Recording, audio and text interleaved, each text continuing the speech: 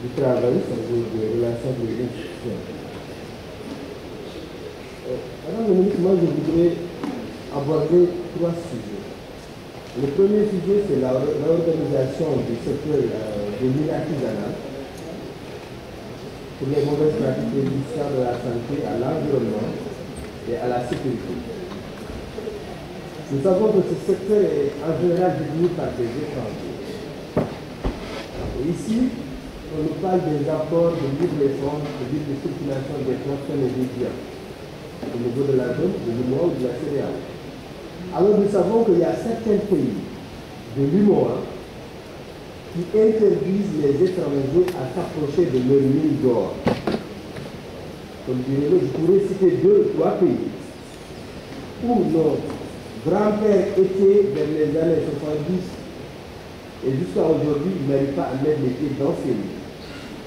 Et aujourd'hui, nous, on parle des accords de la CEDEAO, alors que jusqu'à présent, nous avons un pays qui a fermé ses frontières à des pays de la CEDEAO et personne n'en parle.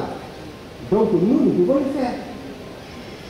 C'est nos mines, c'est notre pays, puisque les autres ne respectent pas leurs accords, nous devons renégocier nos accords avec ces pays-là concernant nos mines pour protéger notre environnement, notre santé. Le deuxième point, c'est les autorisations d'exploitation des carrières qui sont prises en compte après consultation des autorités administratives et locales. En général, c'est le sous-préfet. Et nous savons que avant d'autoriser ces autorisations, nous avons le ministère de l'Environnement.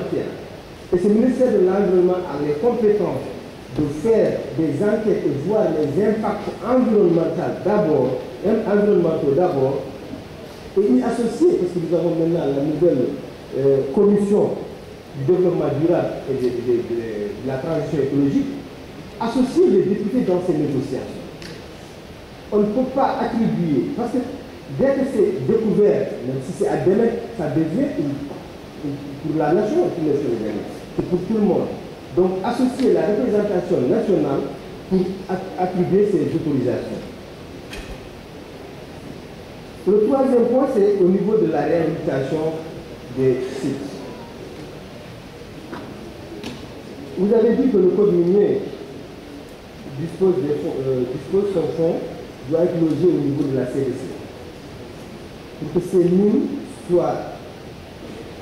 alors que ces sociétés sont réticentes, ils ne veulent pas, ces sociétés ne veulent pas allouer ces fonds pour la réhabilitation. Et nous savons que les mines vont durer entre 20 et 30 ans maximum.